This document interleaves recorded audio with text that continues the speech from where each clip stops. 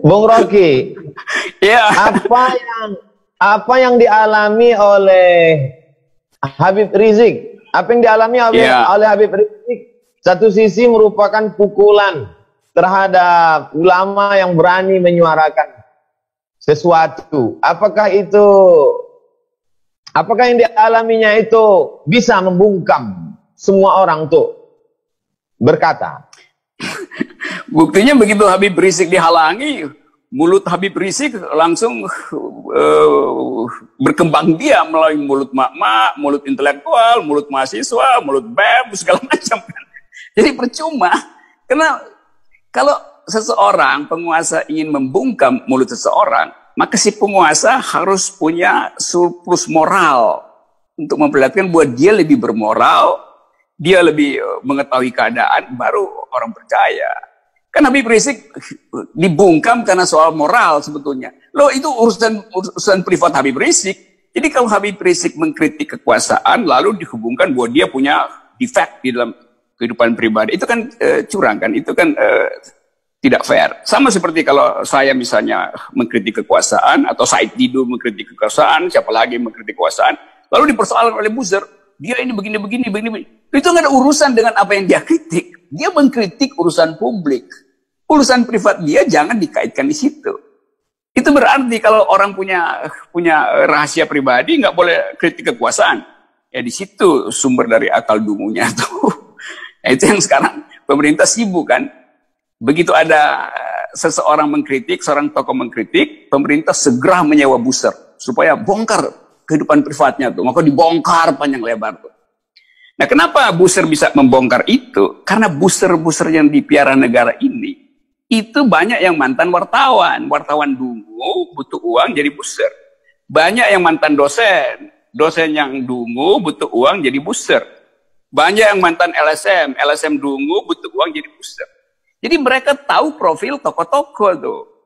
Buzzer ini bukan orang yang nggak tahu biografi orang. Mereka juga dulu adalah orang-orang yang bergaul secara dekat dengan orang-orang yang sekarang lagi dia bully. Kan itu soalnya kan. Jadi kalau kita tanya kok buzzer sekarang sedang nonton juga. Oh, pasti lebih banyak yang nonton nih. Saya pasti selalu merasa begitu, karena itu saya hina-hina aja mereka di sini sekarang kan, karena saya tahu mereka lagi nonton.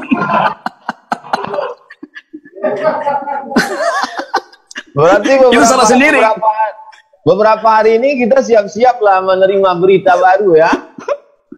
Itu artinya bagus juga kalau mulai ada. Kan pembuktian bahwa nanti Abdul Somad, Rocky Gerung bakal dibully setelah ini, itu membuktikan buzzer lagi nonton, bagus juga. Ada usaha untuk melunakkan Bung Rocky. Oh, banyak. Banyak betul. Di antara yang bujuk. Gimana cara yang ditempuh? Wow, mengerikan. Nanti saya WA aja, saya DM aja. Tapi kalau DM nanti buzzer penasaran. Ya buzzer udah ngerti lah, kalau saya kasih sinyal DM berarti besok itu dia akan berupaya untuk nyusup, menghack ke nomor WA Ustadz Somad itu, atau nomor saya itu udah standar prosedur. Wong WA BEM aja bisa dia masukin dan diambil alih, bagaimana? Twitter saya kan dirampas sama buzzer, sama juga kan. Dan buzzer senang bahwa saya nggak punya Twitter. Dia lupa bahwa dengan nggak ada Twitter, dia nggak bisa bully saya. Sementara saya bisa bully mereka melalui forum semacam ini kan. Itulah. Iya. Itulah dungunya mereka ya, Bang Rod.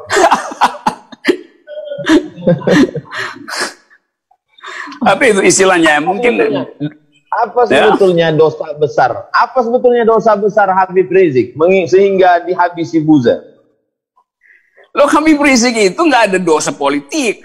Kan dia kritik politik, lalu dihubungkan dengan dosa-dosa privat. Yang ada urusan apa? Dosa privat itu urusan Habib Rizik dengan akhirat. Nggak ada hak buzzer atau kekuasaan untuk menilai seseorang selain hubungan dia dengan sesuatu yang dia anggap dia akan bertanggung jawabkan nanti kan. Tapi orang menganggap bahwa itu adalah kriminal segala macam itu. Sehingga seluruh dunia bahkan dikirimi notifikasi Interpol untuk soal yang ajaib gitu kan. Jadi biasa aja kan Habib Rizik mengkritik. Tapi tentu kita tahu Habib Rizik di belakangnya ada gerbong yang bersiap-siap untuk menjadi oposisi. Jadi dihalangi justru karena Habib Rizik punya gerbong itu. Saya untung nggak punya gerbong, tapi yang nggak punya gerbong seperti saya pun dihalangi. Apalagi yang punya gerbong kayak Habib Rizik. Tetap Habib Rizik adalah tokoh politik yang punya potensi untuk menghasilkan pikiran alternatif terhadap penyelenggaraan negara ya. Itu hal yang justru mesti dirawat lah sebagai loyal opposition. Karena Habib Rizik nggak angkat senjata untuk menjatuhkan pemerintah. Ya. Apa bahayanya bagi kekuasaan, Bung Rocky? Kekuasaan yang paling dungu itu kekuasaan yang anti pikiran. Saya setiap hari cuma mengucapkan pikiran. Abdul Somad mengucapkan pikiran, Habib Rizik mengucapkan pikiran, Said Didu mengucapkan pikiran, si Ronald Buton mengucapkan pikiran. Nah, kekuasaan yang takut pada pikiran itu kekuasaan yang nggak punya pikiran. Padahal demokrasi itu adalah pemerintahan akal melalui pemerintahan rakyat. Demokrasi itu mengandalkan argumen. Nah, pemerintah itu sensitif terhadap argumen justru. Pemerintah balas dengan sentimen. Kalau kita mau berdebat, kita pasang argumen secara setara. Jangan saya pakai argumen, yang sana pakai sentimen. Lalu mulai mengeksploitasi keburukan-keburukan orang yang tidak argumentatif.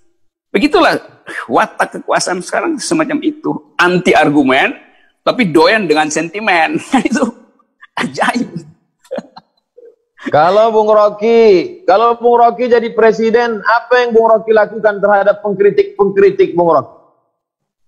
Hari pertama saya beliin empek-empek mereka supaya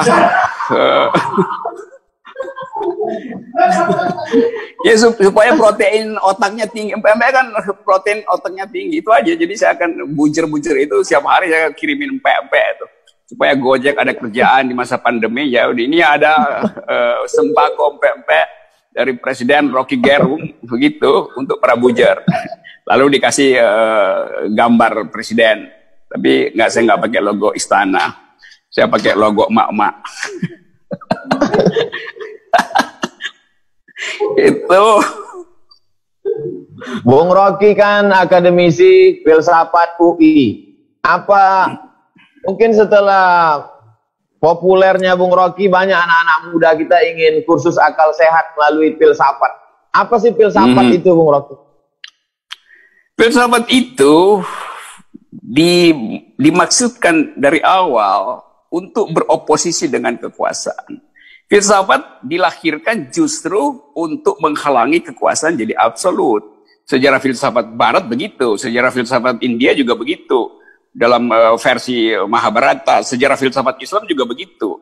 Jadi kita mau agar supaya ada elemen kritis di dalam kehidupan akademis kita. Tetapi kalau kita lihat sekarang, kita lihat universitas besar, UGM, mahasiswanya dikontrol oleh rektor. Rektornya ketakutan mahasiswa bikin aktivitas berpikir yang ada basis filosofinya. Lalu diancam. UI juga begitu, banyak seminar yang dibatalkan hanya karena semacam sinyal samar-samar dari rektor. Kenapa itu terjadi? Karena rektor sekarang adalah bawahan presiden. Jadi rektor-rektor ini selalu kan punya semacam maksud yang terselubung, yaitu mendekatkan pada kekuasaan. Kalau dari reshuffle bisa jadi menteri pendidikan. Maka dia larang orang berpikir. Dianggap bahwa kadang-kala dianggap Anda mahasiswa itu tidak boleh bikin seminar, harus dibimbing oleh profesor. Loh, prinsip universitas, mimbar akademis itu adalah mimbar sivitas akademi, bukan sekedar mimbar profesor kan, guru besar kan. Itu kan alasan rektor aja, bahwa mesti ada guru besar yang dampingi. Siapapun yang punya dalil akademis, dia punya hak untuk naik mimbar akademis. Mau dia mahasiswa, mau dia dosen biasa, mau dia profesor, itu setara, dijamin kebebasan akademisnya. Kalau dibilang itu mimbar profesor, mimbar guru besar, banyak guru besar yang otaknya kecil gitu. Itu di Indonesia banyak begitu kan. Jadi kita ingin kembalikan fungsi dari kampus sebagai penyuplai akal sehat. Nah, akal itu hanya disebut akal kalau dia bisa dikritik. Pikiran hanya disebut pikiran kalau dia bisa dibantah. Kalau saya mengucapkan sesuatu dan tidak boleh dibantah, itu artinya saya lagi berdoa. Doa nggak bisa dibantah. Tapi pikiran itu bisa dibantah. Nah, cara membantah yang paling mudah adalah tampilkan di wilayah akademis. Karena di situ ada metodologi kan. Kan kalau pikiran dipamerkan di pilkada, di panggung dangdut, kan nggak bisa dibantah kan. Karena yang datang kan konstituennya mah tepuk-tepuk tangan aja. Lain kalau pikiran akademis, itu akan membantah. Jadi mimbar yang paling mungkin untuk merawat akal sehat, ya memang mimbar akademis. Dan itu nggak boleh dikendalikan oleh kekuasaan. Kampus sebagai pusat akal sehat dikendalikan, dibungkam, ditutup, lalu ini berarti gambaran kematian akal sehat. Akal sehat nggak akan mati. Dia dimatikan di kampus, dia akan cari gorong-gorong baru. Yang namanya webinar semacam ini. Yang namanya YouTube. Saya perhatikan begitu kampus ditutup, dosen-dosen pada bikin YouTube baru tuh. Dan semuanya adalah menghajar kekuasaan. Jadi percuma ini gelombang akal pikiran ini, gelombang akal sehat. Dia nggak bisa dihentikan lagi karena kekuasaan tidak punya alat penghalang. Penghalang dari akal pikiran adalah pikiran. Kalau kekuasaan tidak punya pikiran, maka akal pikiran kampus dan kritisi itu akan melampaui dan membanjiri kekuasaan. Cuman itu. Jadi kalau kekuasaan ingin menghalangi pikiran, nah mulailah dia berpikir juga tuh. Jangan cuma jadi pesuruh, jangan jadi petugas partai, jangan jadi boneka dari konstelasi kekuasaan dunia. Itu artinya orang baca, kalau pemimpin nggak punya pikiran, itu bukan sekedar membahayakan istana, membahayakan bangsa ini. Karena konstitusi menyuruh supaya kita tumbuh dalam pikiran, cerdaskan kehidupan bangsa, itu perintah konstitusi yang nggak main-main. Nah karena itu kalau presiden misalnya tidak mencerdaskan kehidupan bangsa, dan kita bisa ukur itu secara kuantitatif, itu bisa dinyatakan dia tidak menjalankan konstitusi. Maka ya bisa di-impeach karena tidak mencerdaskan kehidupan bangsa, kan akan jadi tertawaan sejarah. Ada presiden yang di-impeach karena tidak mencerdaskan kehidupan bangsa. Lalu orang mulai berpikir, kenapa dia tidak mencerdaskan kehidupan bangsa? Ya. Tapi kampus tidak boleh bicara tentang impeach. Ya justru itu anehnya tuh. Kampus, fakultas hukum nggak boleh bicara tentang pemaksulan. Padahal Undang-Undang Dasar mengatur soal pemaksulan.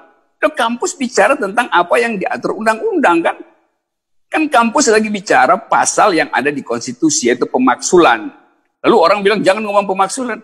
Kalau begitu hapus dari konstitusi dan pemaksulan itu.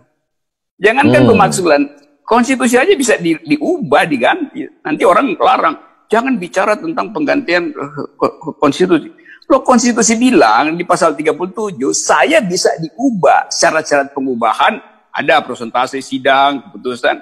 Konstitusi sendiri memberi peluang dia untuk diubah. Sekarang kekuasaan melarang itu. Kan itu ajaib cara berpikirnya tuh.